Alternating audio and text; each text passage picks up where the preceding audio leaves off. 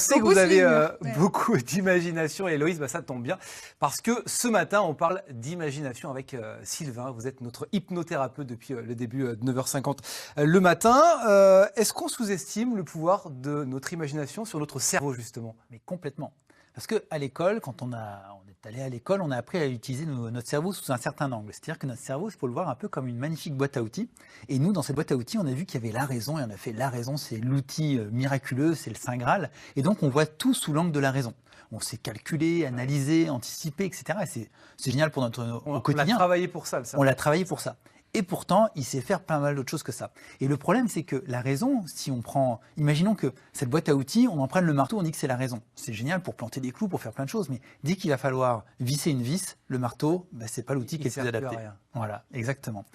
Alors, ce qui est dommage, à mon avis, en tout cas à l'époque où moi j'allais à l'école, c'est qu'on n'a pas suffisamment appris à utiliser notre imagination. Pourquoi? Parce que l'imagination est un superbe outil pour gérer plein de choses chez nous. On va y revenir juste après, mais juste en amont, il faut savoir que même quelqu'un comme Einstein, quelqu'un qui utilisait son cerveau et lui qui utilisait toute sa raison, toute sa capacité de calcul, disait que l'imagination est plus importante que la connaissance. Et la plupart des grandes découvertes qu'a fait Einstein, il les a fait parce que justement il a laissé flâner son imagination, il est sorti il est sorti de ses carcans, exactement, pour y revenir après, parce qu'il y a besoin aussi de rigueur et tout ça. Il a aussi dit que la logique vous mènera d'un point A à un point B, alors que votre imagination peut vous amener où vous voulez. Et donc c'est parce qu'on peut imaginer d'autres choses, on peut s'imaginer par exemple en train de voler, parce qu'il y a des gens, des hommes qui ont imaginé qu'ils pouvaient voler, qu'aujourd'hui on a fabriqué des avions. Pourquoi elle est si importante, cette imagination finalement aujourd'hui? Pourquoi on fait plus place à l'imagination dans la vie quotidienne qu'avant?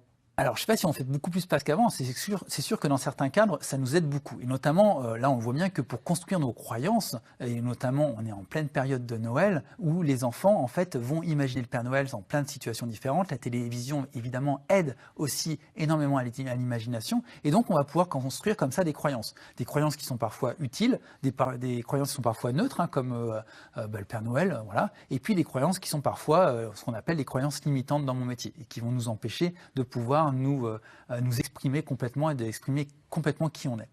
Donc, par exemple, si vous regardez un film drôle, Charlie, ça m'arrive, et ça vous arrive, eh bien, juste grâce à votre imagination, ça va réussir à vous faire rigoler. Parce que si je vous demande là de rire spontanément, non, ça marchera pas. Vous savez faire semblant. Je regarde Carole. Ouais. Et là, effectivement, c'est beaucoup plus spontané, et même sans imagination. Mais il y a plein de films comme ça qui, grâce à l'imagination, vont faire rire dans certains cas ou pleurer dans d'autres cas. C'est ça? On va se projeter. Et on va se projeter, on sait bien que c'est pas la réalité, on sait bien que tout est faux, et pourtant, parce qu'on va l'imaginer, notre cerveau a des difficultés quelque part à faire la différence entre ce qu'on en imagine et ce qu'est la réalité. Ce qui fait que juste d'imaginer des choses, d'imaginer qu'une situation qui peut nous faire peur, peut nous faire trembler, peut nous faire peur. L'imagination agit sur nos sentiments, c'est ce qu'on pourrait dire? Alors ça agit sur nos sentiments et nos émotions en général, tout à fait. Et puis il ne s'agit pas que sur ça, ça agit aussi sur nos sens. C'est-à-dire que notre imagination peut tromper nos sens et peut tromper notre raison. Par exemple, cette chanson, vous avez peut-être certainement entendu comment elle s'appelle, Enya, cette chanteuse. Écoutez ça. Oui. Alors, moi quand j'étais petit, voilà, en pleine période de Noël, j'entendais « c'est Noël, c'est Noël, c'est Noël ». L'hallucination auditive. Une hallucination auditive. Et elle dit pas du tout c'est Noël, elle dit c'est le ouais, c'est le ouais. Alors j'ai pas l'accent anglais non plus, mais c'est le ouais, c'est-à-dire un avis gaulois, quelque chose qui pourrait tout à fait convenir au petit Léo que vous allez recevoir tout à l'heure, c'est le ouais. Et donc, il y a plein d'hallucinations qu'on peut avoir, et visuelles et auditives, où on a l'impression de voir quelque chose pour autre chose, tout simplement. Donc là, on s'imagine, c'est vrai que moi, pour l'instant, là, j'entendais c'est Noël, effectivement, parce qu'on pousse plus loin que notre raison. C'est-à-dire que tout ce qu'on va entendre, notre raison, elle arrive après plein de filtres. C'est-à-dire qu'on a un stimulus visuel ou auditif, ça arrive dans notre cerveau, ça va être traité par nos croyances, etc. Et puis après, ça va être interprété par notre raison. Mais du coup, si nos croyances, elles font appel à pas mal de choses qui sont liées à notre imagination, eh bien, ça va changer des choses à ce niveau-là. Et puis, qu'est-ce que j'ai oublié de vous dire par rapport à ça? Oui, c'est-à-dire il y a déjà plein de choses sur les c'est clair. C'est-à-dire que, en fait, en hypnose, on va utiliser cette imagination pour aider les gens à changer. donc justement sur leur sens, sur leurs émotions et sur leur comportement. Prendre du recul du coup par rapport à ça? Alors au contraire, on va utiliser l'hypnose comme un amplificateur d'imagination. D'accord. Et ça va permettre de modifier des choses à l'intérieur de nous pour pouvoir être plus serein, pour pouvoir changer un comportement qui serait inadapté et pouvoir se Pour sentir arrêter bien de au fumer, quotidien. par exemple Arrêter de fumer, arrêter de sauter sur son frigidaire quand on rentre du travail, arrêter de se ronger les ongles.